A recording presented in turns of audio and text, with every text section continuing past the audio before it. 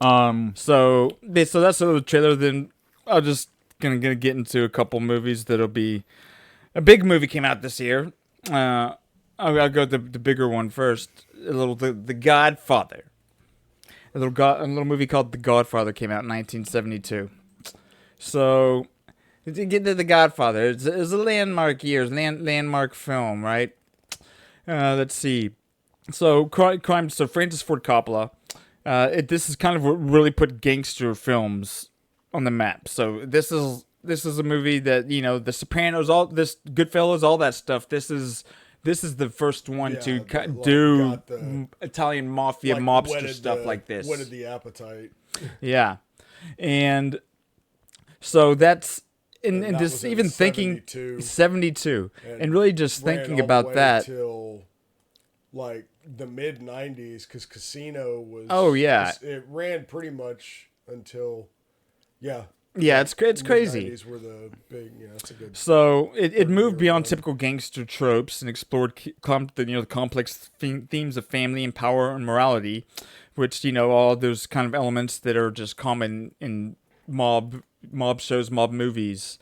It had a performance-driven narrative and ensemble cast, right? So, definition of performance-driven narrative is a film where the story is primarily advanced and emotional impact generated through the actors' portrayals of characters. So it's not more like the events that are occurring, but the actual acting behind what's occurring.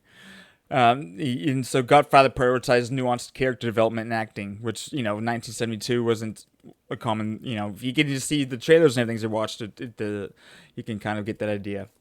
Another point, Mikey, visual storytelling and mise-en-scene mastery. Well, see, there it is. I just told you about that. Yep. And again, as we learned a couple weeks ago, mise-en-scene, arrangement of everything that appears in the framing, from actors, props, setting, lighting, and composition.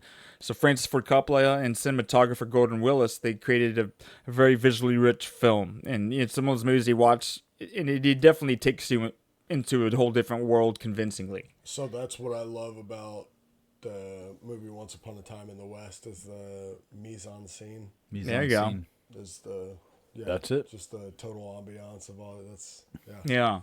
And then there's auteur, auteur. It's like you see, like artist, auteur is kind of like they might, if a director is referred to as an auteur, this is kind of a seminal film for that whole theory, where it kind of says that the director should be considered the author of the film, because and that's, I guess, was the thinking before to an extent, but not as much as it is now, to where the director is the artistic vision, and there's still movies where directors get hired and the studios might have a say, but this was more like not just we're hiring a guy that knows how to do the job to make the movie we want. This is a guy doing the job to make the movie he wants. Yeah, he literally made the movie he wanted in every way without exactly compromising or doing his best not to. And so revolutionary cinematography, right? And so the new word for this week is chiaroscuro. Chiaroscuro? Chiaroscuro. Yeah, it's not on here, but it's on another thing. But it's low-key lighting, so which translates roughly to what we call low-key lighting. So it's the style of lighting that emphasizes shadows and high contrast. So just kind of that overall kind of dark, vibe that they have, where the Godfather. It's like what David Lynch played on an Eraserhead sometimes. Yeah. It's like the overhead lighting, interrogation room. Exactly. Shadows. Exactly. So high contrast to create some moody or dramatic atmosphere. And so that, that darkness of the whole scene environment is kind of representative of just the darkness and just the absence of morality, in the whole world of crime. But so yeah, The Godfather. So I was gonna say something about The Godfather that Chris has mentioned or whatever. He told me about one time was the scene where the guy, who is it, Luca Brasi's character? What was that? Yeah, it was. He was the actor that played him was like I don't remember if the guy was like a weightlifter or like a muscle head. He was something, but they cast him for that part. And Yeah. found out that because I think I talked about this early on in one of our podcasts, in like one of our early podcasts. Yeah. But there's a scene, and I'm not sure if it's in. I don't know if it was from the first Godfather or one of the other ones, but it was like they'd cast this guy to play Luca Brasi, and the scene.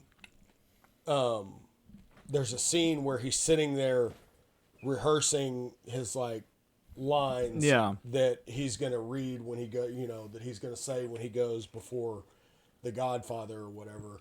That wasn't actually shot like that. What that was the actor actually standing there reading his lines. You did, yes. Because And Ford Coppola found caught it. out, he was like, I cast this guy because he fucking looked the part. Yes. But he can't act for shit. And he was like, but how can I make this work? They caught him And so rehearsing. they caught him in a room rehearsing his lines to himself. Yes, I remember and they you bringing this recorded up. it like that and then tried to portray it as though this guy that was so big and mean and scary and everything that Yeah, because I the think shit remember out I was of talking about that movie, everybody The else. Fall, where that little girl. They said they filmed the little girl, Yeah. like secretly. That's because what it was. Yeah. Yeah. No, that's what because it was in It was one the of same our type like, thing. earliest podcasts. But I'm not sure if that was in the first or the second one. Godfather or I'm not sure which one that was in. I think it was in the first. I think it was one, in though. the. I think it was Mo- in the but Godfather. either No, it's way, either that or More Money, More The Problems. scene, yeah.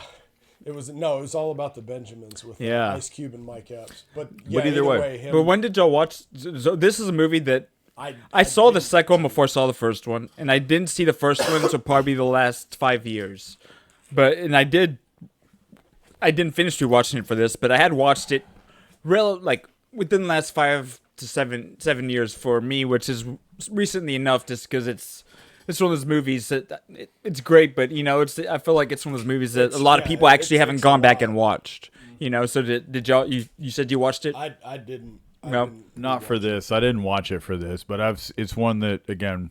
Yeah. I've actually seen like twice. I feel Okay. like the first time years ago, and then I saw it again not all that long ago. Yeah. But because then there was things I was like, oh shit, I forgot about that, or parts of the movie that kind of hit different. Yeah. It was like whenever he first like More went mature. to do the. You get the mind of a man. Well, whenever he went to do the scene where it was like he kind of like finally got his hands dirty. Oh, Pacino. with the butter? No, but Okay.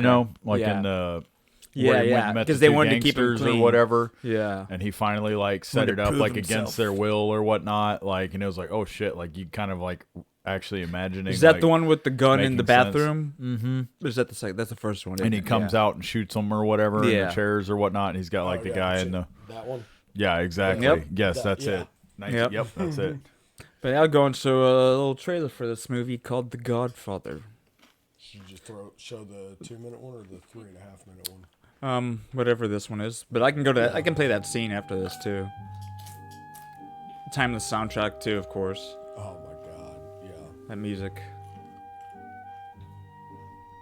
Fun fact about it too. Is I mean, you just look at this The and look at all people- the other trailers of the movies you watched. one You of know. the people My that father like is no different than any other it's a powerful movie man that's who's widely respected responsible for other in people. that life. Yeah. It was like they kind of tried to get that across in The The Sopranos. picture. Yeah. That Back was up on like top again. like mobbed up dudes love The Godfather, the first one. Because I guess it was based on this guy Mario Lauren Puzo's Powell. book or something, and Yeah, the way it was Mario handled Puzo. and done. Yeah. Yeah. You know my father. Men are coming here to kill him. Now you want to get mixed up in the family business? James Caan. So young there. Marlon Cottonball Brando. Man like your father. I never wanted this for you. Fredo, you're my older brother, and I love you. But don't ever take sides with anyone. Fredo, you against the broke my family heart. again. Ever.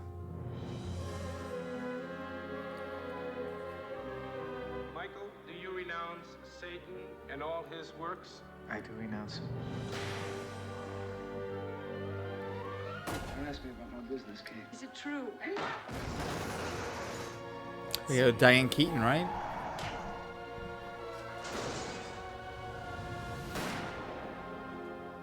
Leave the gun.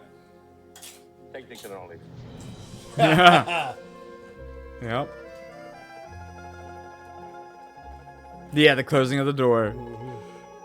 That scene of that happening is just in so many different. I loved it when they did it in what was it, the second Deadpool? Whenever he's at the X Mansion and all the X Men are in the room and they close the door on him. I'll just go to that scene real quick. Let me see how long it was. The bathroom one.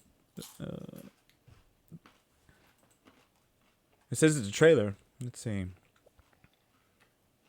Maybe it's the original. The original. 2 hours of Godfather. Godfather 2, buddy. But Godfather, dude. What? Me and Matt made a joke about, because I was saying how I learned how to play this on the guitar. That down there, yeah. Oh, I didn't even think about that till just and now. Matt was saying, like, we're going to do a tour of just playing 2 hours and nothing but Godfather. Yeah, I think it's like the same thing. Yeah. So the Godfather, man. Timeless classic.